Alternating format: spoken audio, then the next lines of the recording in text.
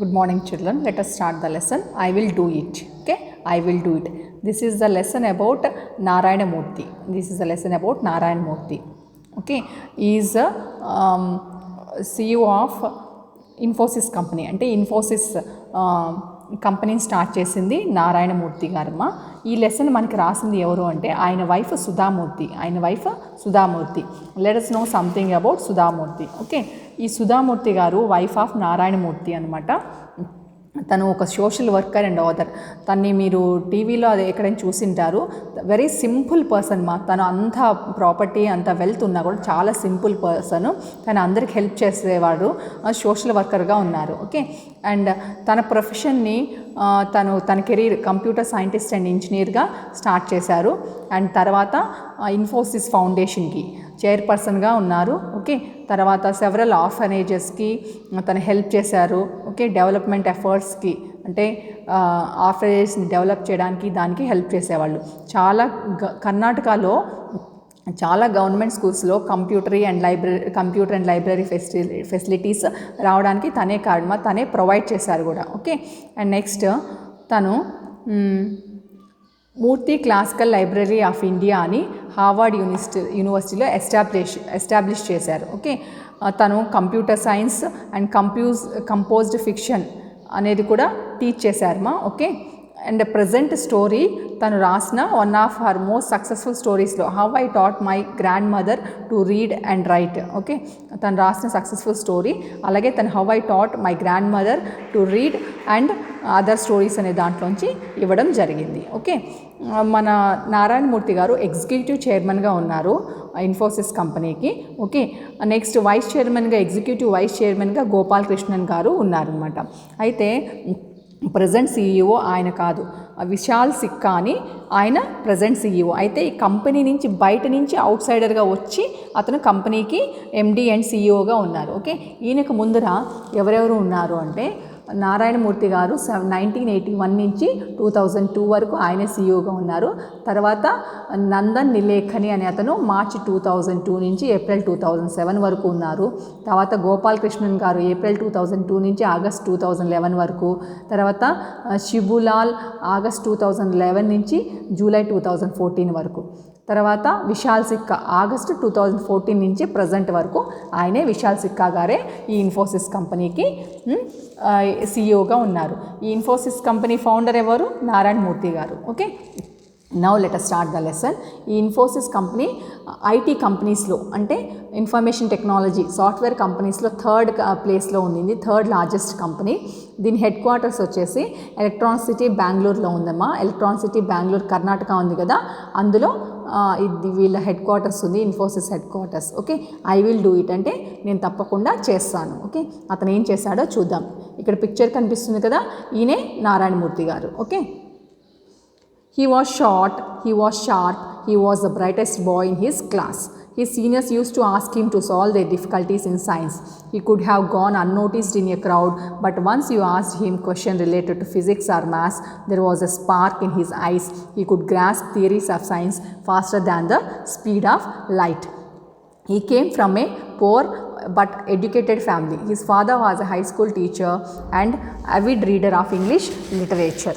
He, like all the boys in his class, was trying to get admission into some engineering college. The brighter ones wanted to study in the Indian Institutes of Technologies or IITs. There was an entrance test for IIT. This boy, along his friends, applied to appear for the test. They did not have any special books or coaching.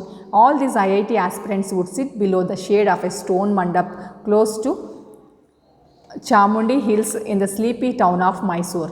He was the guide for the others. While others struggled to solve the problems in the question paper, he would smile shyly and solve in no time. He sat alone below a tree and dreamt of studying at IIT. It was the ultimate and for any bright boy at that age, as it is still is today. He was then only 16 years old. ఇక్కడ చూడండి మా, నారాయణమూర్తి గారు చూసేకి షార్ట్గా ఉండేవాళ్ళు but sharp అనమాట. Okay, and స్టడీస్లో కూడా బ్రైటెస్ట్ బాయ్. ఎంత బ్రైట్ అంటే ప్రాబ్లమ్ సాల్వ్ చేసుకోవడానికి సైన్స్లో కానీ మ్యాథ్స్లో కానీ ఫిజిక్స్లో కానీ వాళ్ళ సీనియర్స్ కూడా ఇతను హెల్ప్ తీసుకునేవాళ్ళంట. ఓకే, అతను ఫిజికల్గా అన్నోటీస్డ్ అయినప్పటికీ కూడా వన్స్ మనకి సబ్జెక్ట్ పరంగా ఏదన్నా డౌట్స్ ఉంటే అతనే ఫాస్ట్గా ఉండేవాడు. లైట్ కంటే కూడా, స్పీడ్ ఆఫ్ లైట్ కంటే కూడా ఫాస్ట్గా అతను క్లారిఫై చేసేవాడంట డౌట్స్. అతను ఒక పూర్ ఫ్యామిలీ నుంచి వచ్చాడు, కానీ వాళ్ళ ఫ్యామిలీ పూర్ అయినప్పటికీ ఎడ్యుకేటెడ్ ఫ్యామిలీని. వాళ్ళ ఫాదర్ వచ్చేసి హై స్కూల్ టీచర్గా వర్క్ చేసేవాళ్ళు. అంతేకాదు ఆయన Avid reader of English literature, అంటే చాలా ఎంతూజియాస్టిక్ అంటే ఇంట్రెస్టెడ్గా ఇంగ్లీష్ లిటరేచర్ని చదివేవాడు. ఓకే, అందరి అబ్బాయిల్లాగానే, వాళ్ళ క్లాస్లో అందరు అబ్బాయిల్లాగానే ఇతను కూడా ఇంజనీరింగ్ కాలేజ్లో జాయిన్ అవ్వడం అంటే ఇష్టము. ఎస్పెషలీ ఎటువంటి ఇంజనీరింగ్ కాలేజ్లోకి, మనకి ఇన్స్టిట్యూట్స్ ఆఫ్ టెక్నాలజీ అంటే ఐఐటీస్లో జాయిన్ అవ్వడం అంటే ఇష్టం అనమాట. ఓకే, ఎందుకంటే ఐఐటీలో జాయిన్ అవ్వాలి అంటే ఒక ఎంట్రన్స్ టెస్ట్ ఉంటుంది, అందులో మంచి ర్యాంక్ సాధిస్తేనే వస్తుంది. ఇప్పుడు కూడా చాలామంది పేరెంట్స్ ఎంపీసీ ఇప్పించి పిల్లల్ని ఐఐటీలో జాయిన్ చేయాలి అని చూస్తున్నారు కదా. అటువంటి ఈ ఐఐటీ కోసము ఆ రోజుల్లోనే అతని ఫ్రెండ్స్ ఇతను కలిపి అప్లై చేశారు టెస్ట్ రాయడానికి. ఓకే, అయితే స్పెషల్ బుక్స్ కానీ ఇప్పట్లాగా అప్పుడు కోచింగ్స్ కానీ ఏమీ వాళ్ళకి లేవు. ఓకే, ఈ ఐఐటి అప్లై చేసిన వాళ్ళంతా అక్కడ ఒక చాముండి హిల్స్ దగ్గర అది మైసూర్లో ఉండేది మా స్లీపీ టౌన్ అన్నారు. స్లీపీ టౌన్ అంటే డల్ టౌన్, అంత యాక్టివ్ టౌన్ కాదనమాట. ఓకే, అక్కడ ఒక మండపం ఉండేది, స్టోన్ మండపము. దాని కింద కూర్చొని వీళ్ళంతా ప్రాక్టీస్ చేసుకునేవాళ్ళు. అప్పుడు ఇతనే గైడ్, అంటే ఇతనే టీచర్ లాగా మిగతా వాళ్ళందరికీ. అందరు కుస్తీ పడతా ఉంటే ప్రాబ్లమ్ సాల్వ్ చేయడానికి క్వశ్చన్ పేపర్లు అవి, ఇతను మాత్రం చిన్న నవ్వు నవ్వేసి చాలా ఈజీగా సాల్వ్ చేసేవాడు అనమాట. ఓకే, ఇతను ఒక్కొక్కసారి ఒంటరిగా కూర్చొని ఐఐటి సాధించడం కోసం ఆలోచించేవాడు. ఓకే, అతను బ్రైట్ బాయ్ కదా, అతను ఎట్లాగైనా ఐఐటి కొట్టాలి అని ఆలోచించేవాడు. అప్పటికి అతని ఏజ్ ఓన్లీ 16 years అనమాట. Okay, the D-Day came, he came to Bangalore, stayed with some relatives and applied for the appeared for the entrance test. He did very well but would say only okay when asked. It was opposite when came to food. When he said okay, it implied bad, and when he said good, implied okay. When he said excellent, it implied good. His principle was never to hurt anyone. The IIT entrance results came. He had passed with a high rank. What a delight to any student. He was thrilled. He went to his father, who was reading a newspaper. Amma, I have passed the exam. Well done, my boy. I want to join IIT. His father stopped reading the paper. He lifted his head, looked at the boy, and sighed with a heavy voice. My son, you are bright boy. You know our financial position. I have 5 daughters to marry off and 3 sons to educate. I am a salaried person. I cannot afford your expenses at IIT. You can stay in Mysore and study as much as you want. Indeed, it was a difficult situation for any father to say no to his bright son, but circumstances were like that. It was common then for the man to be single earner member with a large family dependent on him. ఏమైందిమా, అతను IIT గురించి కలలుగనేవాడు కదా, D-Day అంటే expected day అని. ఆ రోజు రానే వచ్చింది. అతను బెంగళూరుకి వెళ్ళాడు. అక్కడ వాళ్ళ ఫ్రెండ్స్ ఇంట్లో, వాళ్ళ రిలేటివ్స్ ఇంట్లో ఉండి ఎంట్రన్స్ ఎగ్జామ్ రాసి వచ్చాడనమాట. ఓకే, ఎవరైనా అడిగితే ఎలా రాసావు అంటే ఓకే అనేవాడు. ఓకే అంటే బ్యాడ్ అని అతని దృష్టిలో, అంటే అతను ఎక్సలెంట్ ఇలా వర్డ్స్ యూస్ చేసేవాడు కాదనమాట. ఎక్సలెంట్ అయినా కూడా గుడ్, ఎందుకంటే అతను ఎవరిని హర్ట్ చేయడం ఇష్టం ఉండదు. సో అలాంటి వర్డ్స్ అతను యూస్ చేసేవాడు. ఓకే, ఫైనల్గా ఒకరోజు ఐఐటి ఎంట్రన్స్ రిజల్ట్స్ రానే వచ్చాయి. అతనికి మంచి ర్యాంక్ వచ్చింది, హై ర్యాంక్తో పాస్ అయ్యాడు. వాట్ ఏ డిలైట్, ఎంత హ్యాపీ కదా, ఎవరికైనా కూడా సర్ప్రైజ్ కూడా అయ్యాడు. సో ఈ విషయాన్ని తీసుకొని వాళ్ళ ఫాదర్ చెప్పడానికి వెళ్ళాడు. ఓకే, అప్పుడు వాళ్ళ ఫాదర్ న్యూస్ పేపర్ చదువుతున్నాడు. వెళ్ళి ఫస్ట్ వాళ్ళ అన్నకు చెప్పాడు, I have pass the exam. అన్న అంటే ఇక్కడ బ్రదర్ అని కాదమ్మా, వాళ్ళ ఫాదరే. Okay, I pass the exam అని చెప్పాడన్నమాట తమిళ్లో. ఓకే, వాళ్ళ మదర్ వాళ్ళ ఫాదర్ వచ్చి వెల్ డన్ మై బాయ్, చాలా మంచి పని చేస్తూ బాగా సాధించావని అప్రిషియేట్ చేశారు. నాకు ఐఐటీలో జాయిన్ అవుతాను ఫాదర్ అని వాళ్ళ ఫాదర్ని అడిగాడనమాట. అప్పుడు దాకా పేపర్ చదువుతున్న వాళ్ళ ఫాదర్ తల ఎత్తి ఏం చెప్పారు, చాలా బాధతోటి, అంటే ఆయనకి జాయిన్ చేయాలని ఉన్నా వాళ్ళ పరిస్థితులు అనుకూలించలేదన్నమాట. ఏం చెప్తున్నాడు, మన ఫైనాన్షియల్ పొజిషన్ గురించి నీకు బాగా తెలుసు, నువ్వు బ్రైట్ సన్ నాకు బాగా తెలుసు, కానీ నాకు 5 ఆడపిల్లలు ఉన్నారు, వాళ్ళకి పెళ్ళిళ్ళు చేయాలి, 3 మగ పిల్లలు ఉన్నారు, వాళ్ళకి చదువులు చెప్పించాలి, నేను ఐఆమ్ ఏ సాలరీడ్ పర్సన్, జీతం మీద బ్రతుకుతున్నాను, నేను మీ అందరి ఎక్స్పెన్సెస్ని భరించడం కష్టం అవుతుంది, నువ్వు ఐఐటీ జాయిన్ అయితే నేను ఎఫర్ట్ చేయలేను, కాబట్టి నువ్వు మైసూర్లోనే ఉండి నీకేం చదవాలనుకుంటే ఎంత చదవాలనుకుంటే అది చదివించు, బట్ ఐఐటీకి నేను పంపించి చదివించలేను అని వాళ్ళ ఫాదర్ చెప్పారనమాట. కానీ వాళ్ళ ఫాదర్కి అట్లా నో చెప్పడం కూడా కష్టంగానే ఉంది, ఎందుకంటే అబ్బాయి కష్టపడి ఐఐటీలో ర్యాంక్ సాధించాడు, కానీ ఏం చేయగలడు, పరిస్థితులు సర్కమ్స్టెన్సెస్ సిట్యువేషన్స్ అలాంటివి కాబట్టి తప్పలేదు. ఆ రోజుల్లో ఫ్యామిలీస్ పెద్దగా ఉండేవి, అర్నింగ్ పర్సన్ ఒకరే ఉండేవాళ్ళు, మిగతా ఫ్యామిలీ అంతా అతని పైన డిపెండెంట్ కాబట్టి అది కష్టమైందనమాట అతనికి చదివించడం. Okay, His father was sad that he had to tell the bitter truth to his son, but it could not be helped. The boy had to understand reality. The teenager was disappointed. It seemed his dreams had burned to ashes. He was so near to fulfilling his fondest hope, yet so far his heart sank in sorrow. He did not reply. He never shared his unhappiness or helplessness with anybody. He was an introvert by nature. His heart was bleeding, but he did not get angry with anybody. The day came, his classmates were leaving for Madras. They were taking a train from Mysore to Madras.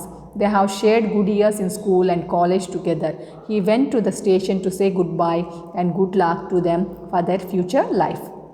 At the station, his friends were already there. They were excited and talking loudly. The noise was like the chirping of birds. They were all excited and discussing their new hostels, new courses, etc. He was not part of it. So he stood there silently. One of them noticed and said, "We should have made it." He did not reply. He only wished all of them. They waved at him as the train slowly left the platform. చూడమ్మా ఏమని జరిగిందంటే, వాళ్ళ father కూడా కష్టంగానే ఉంది నిజం అలా చెప్పాలి అంటే, కానీ తప్పలేదు. ఓకే, కానీ బాయ్ అంటే ఆ బాయ్ నారాయణమూర్తి గారు అండర్స్టాండ్ చేసుకోవాల్సిన పరిస్థితి రియాలిటీని. ఓకే, అయితే తను చాలా డిసప్పాయింట్ అయ్యాడు, ఎందుకని అతని కళలన్నీ బూడిదైపోయాయి కాబట్టి. ఓకే, అండ్ తన ఫాండెస్ట్ హోప్ అంటే తనకి ఇష్టమైన ఆశ తీరబోతుంది అనగా ఇటువంటి మాట వాళ్ళ ఫాదర్ నోట్లోంచి వినాల్సి వచ్చింది, కాబట్టి అతను శాంక్ అయిపోయాడు, చాలా ఫీల్ అయ్యాడన్నమాట. ఓకే, కానీ అతను ఏ బదులు చెప్పలేదు, అతని అన్హ్యాపీనెస్ని ఎవరితోనూ షేర్ చేసుకోలేదు. అన్న నేచర్ పరంగానే అతని ఇంట్రోవర్ట్ అంటే ఎవరితో పెద్దగా కలవని వ్యక్తి. ఓకే, సో అతని గుండెల్లో బాధ ఉన్నా కూడా అతను ఎవరిపైన కోప్పడలేదు, ఎవరిని ఏమీ అనలేదు. ఓకే, ఫైనల్గా ఒక రోజు వచ్చింది, వాళ్ళ క్లాస్మేట్స్ అంతా పైన చదువులు చదువుకోవడానికి మెడ్రాస్కి, అంటే ఇప్పుడు చెన్నై, దానికి ట్రైన్లో మైసూర్ నుంచి మెడ్రాస్కి బయలుదేరుతున్నాడు. వీళ్ళంతా కలిసి చదువుకున్నారు కదా, సో వాళ్ళందరికీ స్టేషన్కి వెళ్ళి గుడ్ బై చెప్పడానికి, వాళ్ళకి ఫ్యూచర్కి గుడ్ లక్ చెప్పడానికి స్టేషన్కి వెళ్ళాడు. అక్కడ వాళ్ళ ఫ్రెండ్స్ అంతా చాలా హ్యాపీగా ఉన్నారు, ఎగ్జైటింగ్గా ఉన్నారు, ఎందుకని కొత్త కాలేజ్ జాయిన్ అవబోతున్నారు, వాళ్ళ న్యూ హాస్టల్ గురించి ఇవన్నీ డిస్కస్ చేసుకుంటున్నారు. ఇది ఎలా ఉందంటే పక్షుల కోలాహలం అంటారు కదా, ఆ విధంగా ఉంది. కానీ ఇతను దాంట్లో పార్ట్ కాలేకపోయాడు. రీజన్ ఏమిటి, ఇతను ఫైనాన్షియల్గా బర్డన్ అని చెప్పి వాళ్ళ ఫాదర్ యాక్సెప్ట్ చేయలేదు కాబట్టి. ఇది డల్గా ఉండడం గమనించిన ఒక ఫ్రెండ్, నువ్వు కూడా వచ్చింటే బాగుండేది అని చెప్పాడు. కానీ నారాయణమూర్తి దానికి ఏం రిప్లై ఇవ్వలేదు. వాళ్ళందరికీ విష్ చేసి వాళ్ళందరికీ ప్లాట్ఫామ్ పైన నిలబడి హ్యాండ్ వేవ్ చేశాడు వాళ్ళ ఫ్యూచర్ కోసం. Okay, he stood there even after he could no longer see the train or waving the hand. It was the June of 1962 in Mysore city. Monsoon had set in and it was getting dark. It had started to drizzle. Yet he stood there motionless. He said to himself without anger or jealousy, all students from the IIT studies and study well and do big things in life, but it is not the institution, ultimately it is you and you alone who can change your life by hard work. Probably he was not aware that he was following the philosophy of the Bhagavad Gita. Your best friend is yourself and your worst enemy is yourself. Later, he worked very hard and focused on one thing, never bothering about his personal life or comforts. He shared his wealth with others. He never used the help of any caste, community, or political connections to go up in life. A son of school teacher showed other Indians it was possible to earn wealth legally and ethically. He built a team of people who were equally good. He became a pioneer of India's software industry and started the information technology wave. Today, he has become an icon of simplicity, uncompromising quality, and fairness apart from being a philanthropist. He really believes in motto, powered, intellectual, and driven by values. He is none other than Nagavara Ramarao Narayana Murthy, the founder of Infosys, a leading IT company in the world. చూడండి, ఆ రోజు వాళ్ళ friends అంతా వెళ్తుంటే ఏం మాట్లాడలేకపోయినాడు కదా, కానీ అక్కడ అతను జస్ట్ నిలబడిపోయి వాళ్ళకి వేవ్ చేస్తూ ఉండిపోయాడు. ఆ ట్రైన్ వెళ్ళిపోయింది, కానీ ఆ చీకటి పడుతోంది, ఒక పక్క డ్రిజ్లింగ్గా ఉంది.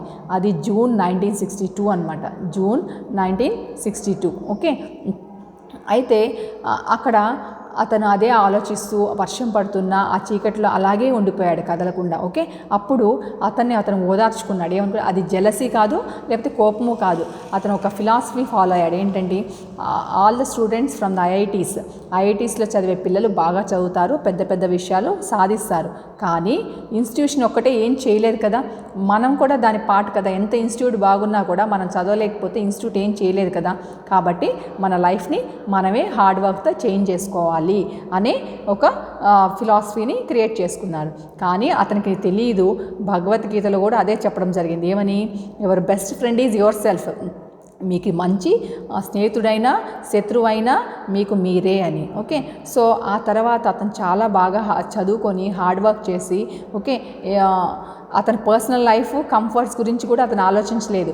అతనికి ఉన్న దాంట్లోనే అదర్స్తో షేర్ చేసుకుంటూ క్యాస్ట్ని కానీ, కమ్యూనిటీ కానీ, పొలిటికల్ని కానీ, ఇవన్నీ వీటి హెల్ప్ ఏది తీసుకోకుండా అతని లైఫ్లో పైకి రావడం జరిగింది. ఓకే, ఒక సాధారణ స్కూల్ టీచర్ యొక్క సన్ వచ్చేసి లీగల్గా ఎటువంటి ఇల్లీగల్ యాక్టివిటీస్ చేయకుండా మోరల్ వేలో అతను అంత వెల్దీ పర్సన్ అవ్వడం అనేది జరిగింది. ఓకే, దీన్ని అతను ఈ ఇన్ఫోసిస్ ఎప్పుడు ఫౌండ్ చేశాడు, ఎప్పుడు స్టార్ట్ చేశారు అంటే 1981లో అతను పయనీర్ అంటే ఫస్ట్ పర్సన్ ఏదైనా ఒక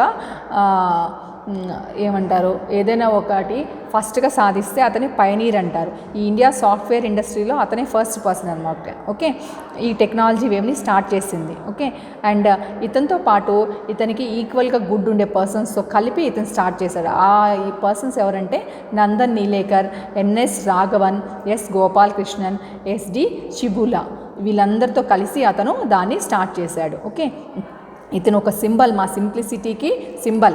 అలాగే అన్కాంప్రమైజింగ్ క్వాలిటీ అంటే దేంట్లో కూడా, అంటే మిగతా చిన్న చిన్న విషయాలు కాదు, ఏదైనా సాధించాలి అనే దాంట్లో కాంప్రమైజే కాడనమాట, ఖచ్చితంగా సాధించి తీరుతాడు. ఓకే, ఏది కూడా ఫెయిర్గా అంటే నిజాయితీగా నీతిగా పనిచేస్తాడు. అండ్ ఇతనికి ఉండే ఇంకో గ్రేట్ క్వాలిటీ ఏమిటంటే అతని లైఫ్లో అతను సర్వీస్, అతని వెల్త్ని మ్యాన్ కైండ్ కోసం, మన హ్యూమన్స్ కోసం సర్వీస్ చేయడానికి ఉపయోగించేవాడు. అతను ఒకే ఒక మోటోని బిలీవ్ చేసేవాడు, ఏంటంటే powered by intellectual and driven by values. అంటే తెలివితేటలు అలాగే మంచి మోరల్ వాల్యూస్ని ఫాలో అవుతే ఏదైనా వస్తుంది అని.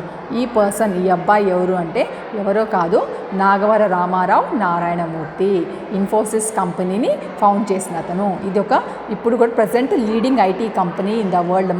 దీంట్లో జాబ్ రావాలని చాలామంది కోరుకుంటూ ఉంటారు, software engineers, isn't it? Okay, thank you.